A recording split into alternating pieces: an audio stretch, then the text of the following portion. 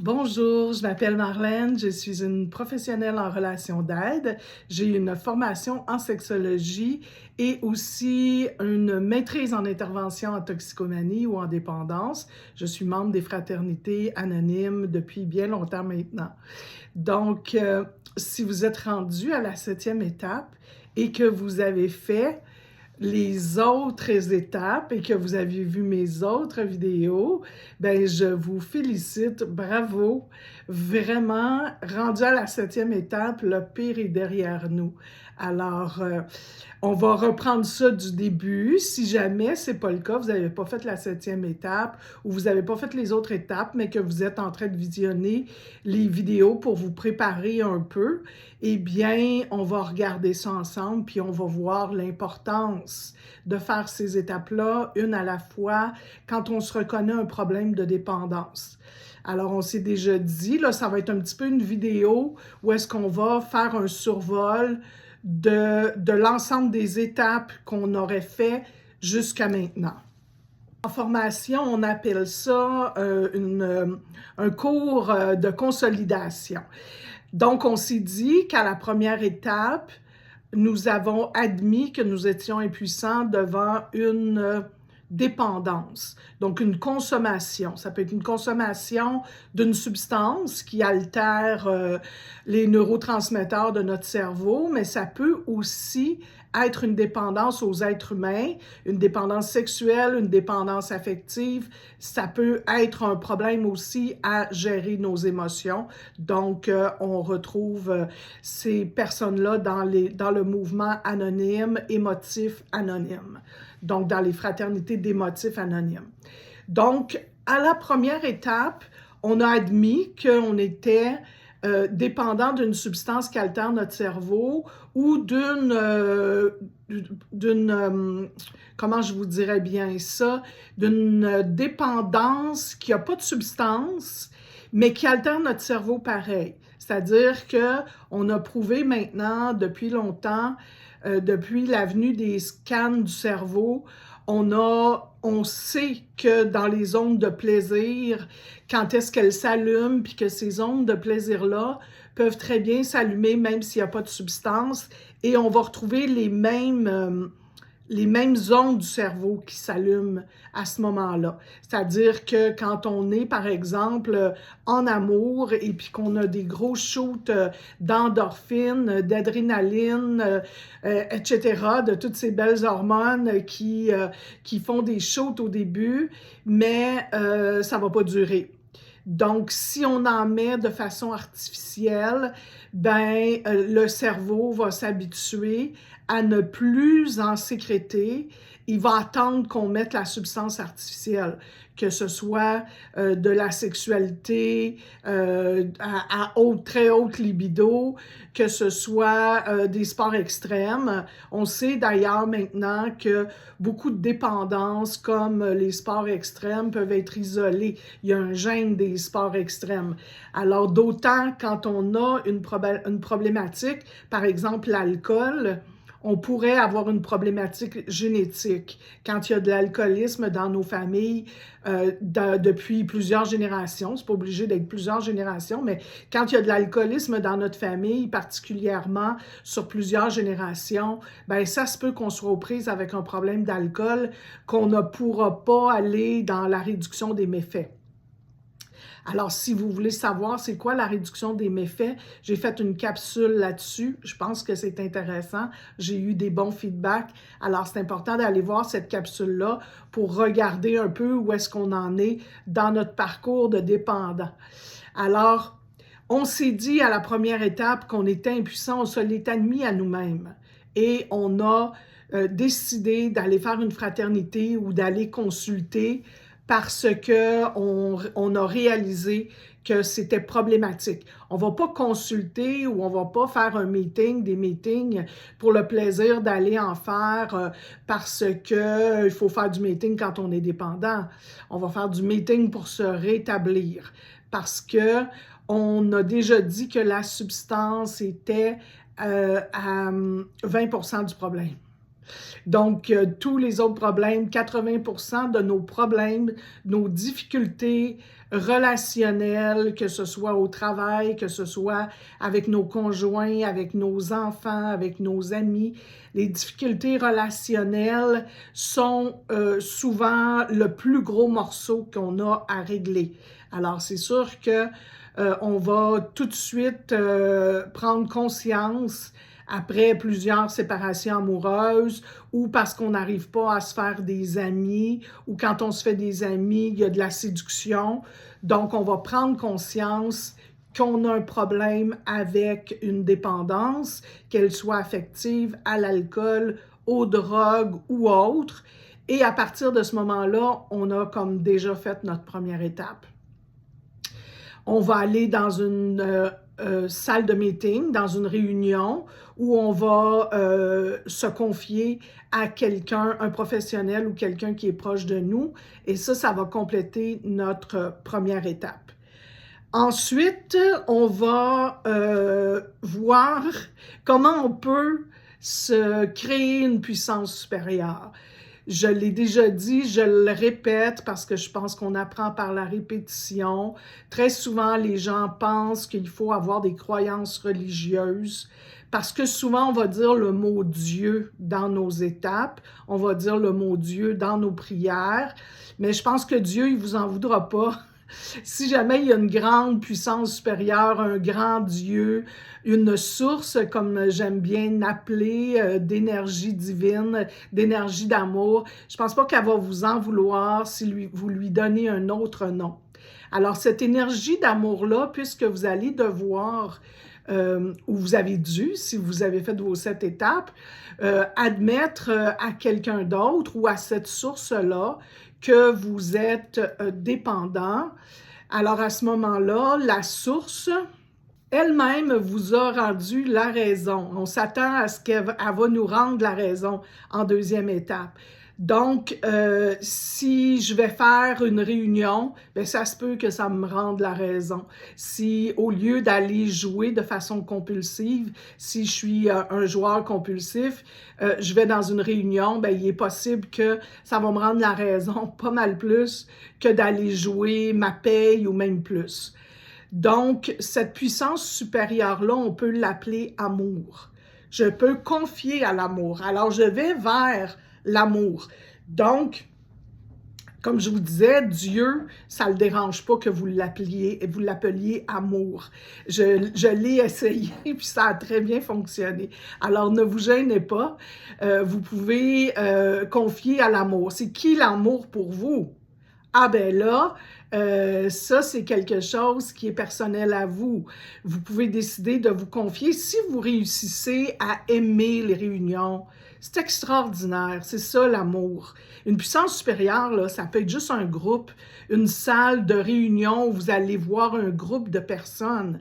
Parce que pour moi, une puissance supérieure, moi je deviens supérieure à moi-même quand je suis avec un autre être humain. Déjà là, on a 2 fois plus d'idées, 2 fois plus d'énergie, 2 fois plus d'amour. Donc, à 2, imaginez avec tout un groupe comment on peut multiplier l'amour, comment on peut faire de ce groupe-là ou de ce lien-là une puissance supérieure, c'est-à-dire qu'à 2, on est plus fort. Fait qu'à partir du moment où on a accepté que si on sort de l'isolement, puis qu'on s'en va vivre quelque chose à 2, à 3, à 10, à 25, bien, il est fort possible qu'on parle de personnes, bien évidemment, qui sont en éveil spirituel, qui sont dans un parcours d'amour, un parcours d'éveil, qui veulent améliorer leur vie, puis celle de leurs enfants, puis des gens autour d'eux. Parce que on connaît tous des Al-Anon, ils sont magnifiques les Al-Anon, mais il faut en prendre soin. Il faut d'abord prendre soin de nous pour être capable de prendre soin d'eux, les petits Alatines aussi, que j'embrasse en passant. Donc, on est rendu à la 2e étape. La 3e étape, on va avoir confié. On dit, nous avions décidé de confier notre volonté et notre vie aux soins de ce Dieu-là. Donc, on a confié à l'amour. Et c'est merveilleux parce qu'on est déjà, vous voyez, on est déjà rendu à la 3e étape. Ça n'a pas été si compliqué que ça. Vraiment, c'est la première, là. Se sortir la tête du déni, puis s'avouer à soi-même qu'on a une dépendance, c'est ça qui est le plus difficile. Parce que vous êtes intelligent, je suis intelligente. Quand on s'avoue quelque chose à soi-même, on n'est pas fou, on le sait qu'il va falloir faire quelque chose. Il va falloir trouver des moyens de sortir de là. Alors que quand on est dans le déni, quand on fait semblant que ça n'existe pas, ben on peut continuer notre petite vie dans l'inconscience. Mais je pense que vous avez déjà dû expérimenter que c'est bien drôle de rester dans l'inconscience. Mais quand les messages arrivent, par exemple, c'est dans la conscience qu'ils arrivent. Quand le boomerang revient, quand on se lève le lendemain matin d'une cuite monumentale ou d'avoir consommé des drogues ou d'avoir joué notre paye, ben là, on est très, très conscient. Là, à ce moment-là, nos neurotransmetteurs, ils nous le disent très, très ouvertement, voici ce que tu viens de faire et voici quelles sont les conséquences. Donc, on s'est rendu à la 4e étape justement parce qu'on est devenu conscient. Là, on s'est dit, je vais faire un inventaire moral et minutieux de moi-même parce que je l'entends beaucoup dans ma fraternité. Et parce que souvent, j'ai des personnes sensibles, des confidents, des confidentes, des parrains, des marraines qui vont dire, ben mon ami, la 4e étape, ça fait un beau grand nettoyage. Alors, on a souvent le réflexe de nettoyer notre maison, nettoyer notre auto, nettoyer notre garage, nettoyer, on a des fleurs en avant de notre maison, on s'occupe de l'extérieur.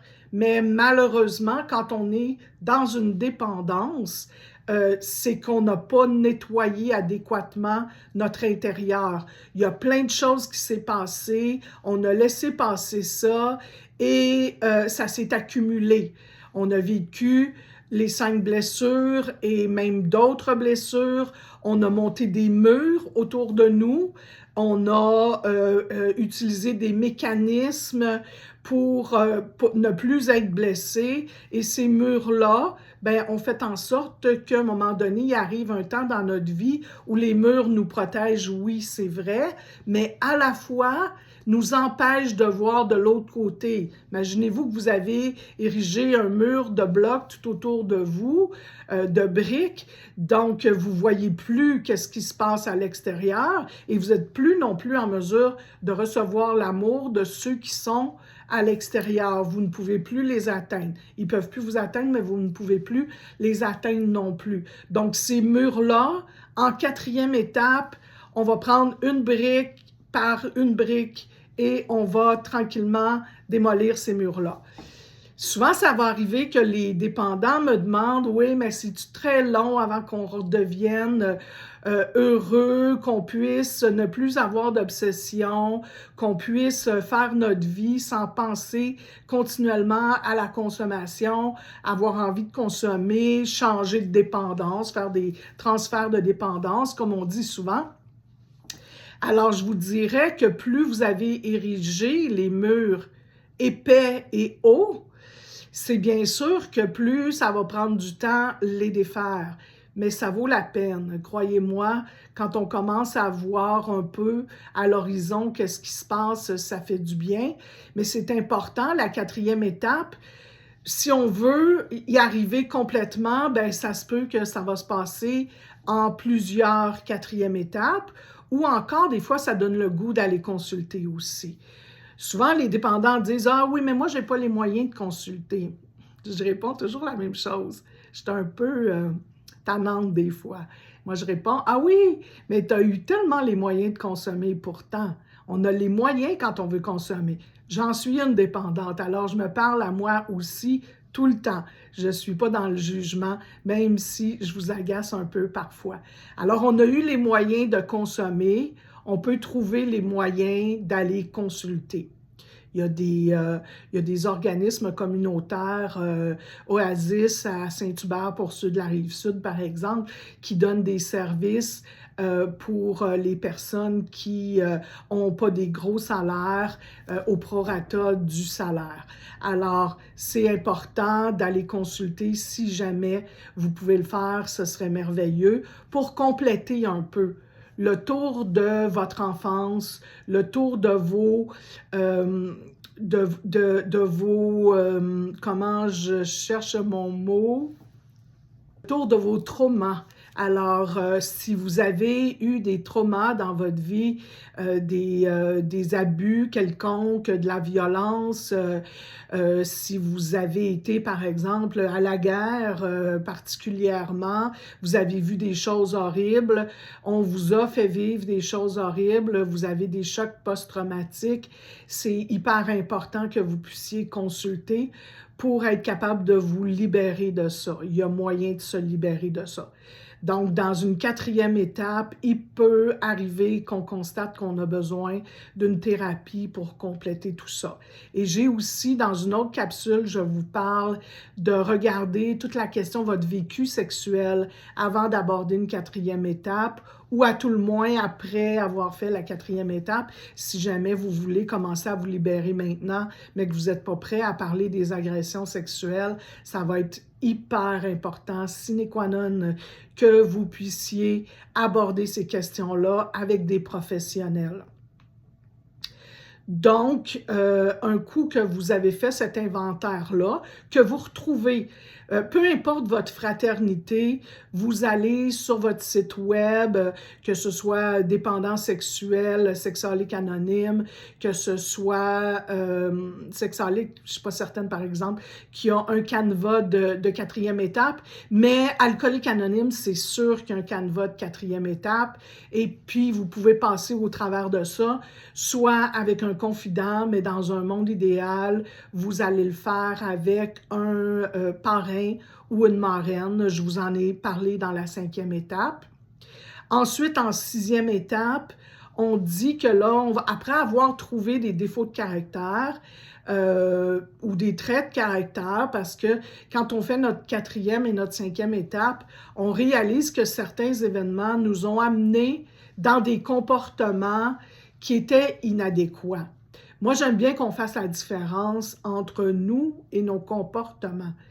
On a des comportements, moi j'ai des comportements alimentaires, j'ai entre autres cette fraternité-là dans la panoplie de fraternités que j'ai fréquentées, et quand on a un trouble alimentaire, on doit regarder les comportements qui nous amènent à consommer de la nourriture de façon inappropriée ou à ne pas en consommer quand ce serait le temps de bien s'alimenter. Donc, le problème est dans le comportement.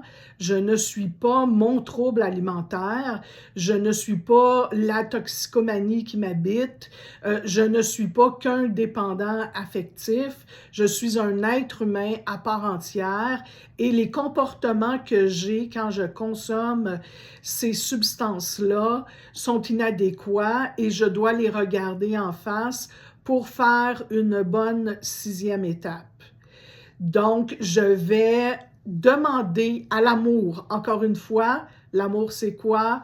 L'amour, ça peut se vivre dans un groupe, ça peut être une relation que j'ai avec un confident, avec une confidente. L'amour universel, je vais demander à cet amour-là de venir dans ma vie remplacer mes problèmes de comportement ou mes défauts de caractère. Il y a aussi le fait que si je regarde, si je suis orgueilleuse, ben oui, ça m'amène à avoir des comportements pas le fun, mais ça reste que c'est un défaut de caractère qui est l'orgueil. Donc, quand je me retrouve, à partir du moment où j'en ai pris conscience, puis que j'en ai parlé avec quelqu'un, je ne suis plus là à me dire « Oh non, c'est pas de l'orgueil, c'est parce que je suis, je me sors une qualité pour oublier que je suis orgueilleuse. » Mais non, je suis orgueilleuse. Alors, c'est pas grave. Je suis orgueilleuse, puis c'est quoi les comportements que j'ai? Alors, si je fais une nomenclature, si j'écris c'est quoi les comportements que j'ai quand je suis dans mon trait de caractère d'orgueil, bien, c'est sûr que par la suite, quand je vais revivre mon orgueil, bien, je vais m'en rendre compte, je vais m'en apercevoir parce que je me le suis déjà dit à moi-même, puis je l'ai déjà dit à quelqu'un d'autre. Moi, là, quand je suis dans l'orgueil, ben ça peut arriver que j'ai que j'ai, par exemple, bon, là, si j'ai une petite couette qui fait pas, moi, au lieu de continuer ma vidéo, là, parce que j'aime pas mes cheveux aujourd'hui, là, je vais tout arrêter ça, puis bousiller mon travail complètement et risquer de pas refaire une vidéo parce que tout à coup, mes cheveux m'ont arrêté, le paraître m'a arrêté. Ben ça, c'est de l'orgueil mal placé. Je sais pas s'il y a de l'orgueil bien placé, il y a peut-être de la détermination bien placée, mais l'orgueil, non. Alors, ça, ce n'est pas sain. C'est égotique, c'est égocentré, on ne veut pas ça. Donc, mes comportements, à partir du moment où je sais que je les ai, ben, je suis juste un être humain. Pourquoi j'aurais pas de traits de caractère? Pourquoi j'aurais pas de défauts? Pourquoi j'aurais pas d'ombre? Hein? Quand il y a de la lumière, il y a de l'ombre. Ben moi, j'ai mes ombres, j'ai même mes ténèbres. On est tous des êtres humains. J'ai entendu des confidences parfois qui m'ont pas tant étonné que ça, mais pour les personnes qui les ont faites, c'était des ténèbres épouvantables, c'était des choses impardonnables. Ben non, tous les êtres humains, on a des secrets, on a vécu des choses qu'on trouve pas belles, on a vécu des choses qui nous font vivre de la honte. Juste pour vous dire, les personnes qui ont vécu, les enfants qui ont vécu des abus se sentent honteux. C'est pour vous dire comment l'être humain est drôlement fait parfois. Mais que voulez-vous, on est fait comme ça. On va penser que si on est aimé, c'est parce qu'on est extraordinaire, puis si on ne se sent pas aimé, ben là, tout à coup, on devient une merde, on devient dans le fin fond des ténèbres, puis on pense qu'on est les seuls comme ça. Non, on n'est pas les seuls, vous n'êtes pas les seuls. On a tous des défauts puis des qualités. L'idée, c'est d'en arriver à mettre de l'amour dans tout ça de plus en plus au fil du quotidien. Moi, je vous dirais que j'ai quand même un âge vénérable et ça m'arrive encore de ne pas être capable de mettre de l'amour rapidement dans quelque chose qui me rend impulsive. On parlait de traits de caractère. Bien, quand je suis dans l'impulsivité, je suis dans l'anxiété, il faut que je réponde tout de suite, il faut que je me défende. Ben non, c'est pas la meilleure solution, mais ça m'arrive encore des fois, puis ça va m'arriver toujours parce que je suis un être humain. Le jour où j'aurai plus de défauts, ben, je serai plus là pour vous parler, je vais être un ange dans le ciel. Peut-être que je vais vous protéger, mais je pourrai plus vous parler. Les êtres humains, on parle, on est fait de chair et d'os et on a des défauts. C'est pas grave de l'admettre. Ce qui est grave, c'est de pas l'admettre. Parce que si on l'admet pas, on continue de les avoir, nos défauts, parce qu'on se voit pas aller. Puis quand on se voit pas aller, ben on continue. Puis les gens autour de nous sont excédés, puis nous, on voit rien. On ne comprend pas comment ça se fait qu'on a de la misère à se faire des amis, on n'a pas de gens autour de nous. Donc, c'est important de se regarder tel qu'on est. Et dans la 6e étape, ben, on va avoir fait ça. Donc, la 7e étape, nous lui avons humblement, c'est ça. Je regarde toujours parce que j'aime bien le mot humblement. Humblement demander de faire disparaître nos défauts de caractère. Mais moi, je vous dirais que j'ai été longtemps à qui je demande ça, de faire disparaître mes défauts de caractère? Je demandais ça à un Dieu que je connais pas, que je sais même pas s'il existe, puis on dirait que je demande continuellement, puis il le fait pas. Je comprends pas comment ça se fait que j'ai pas de résultat dans ma vie.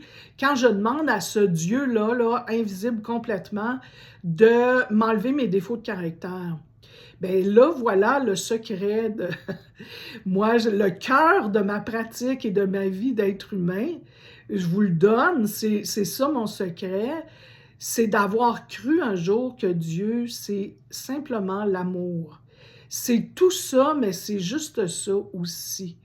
Donc, si je demande à l'amour de faire disparaître mes traits de caractère, ben c'est directement là que ça va aller, dans mon cœur. Et dans mon cœur, je n'aurai pas de mouvement vers l'impulsivité, vers l'agressivité. J'ai pris le temps de respirer dans mon cœur et je confie ça à l'amour.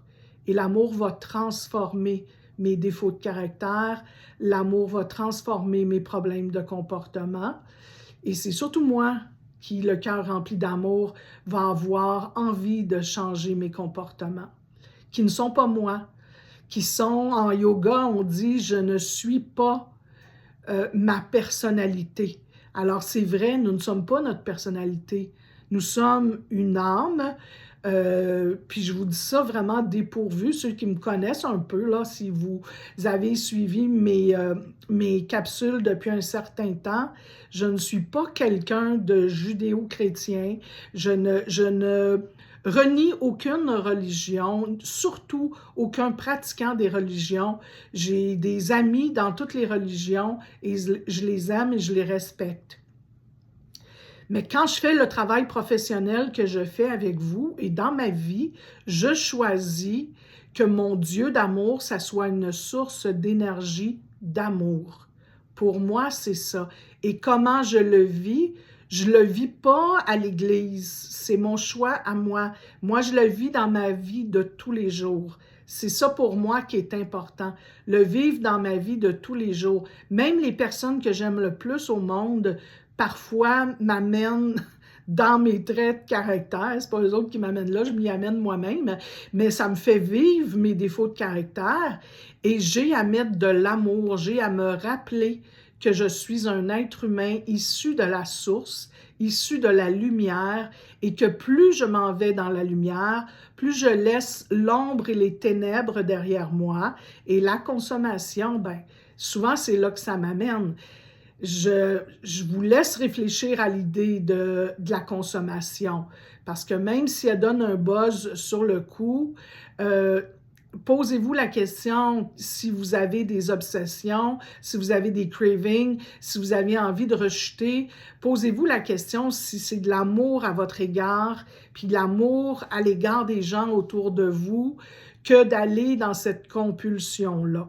Bien, des fois, on ne peut pas faire autrement. C'est pour ça que des fois, la réduction des méfaits, bien, si je sais que je suis à risque, par exemple, si je suis alcoolique, que je suis à risque de prendre de l'alcool qui est vraiment ma grosse dépendance et que je vais manger un plat de crème glacée, bien, c'est peut-être la chose à faire, même si je m'étais dit que je ne voulais plus manger de sucre non plus.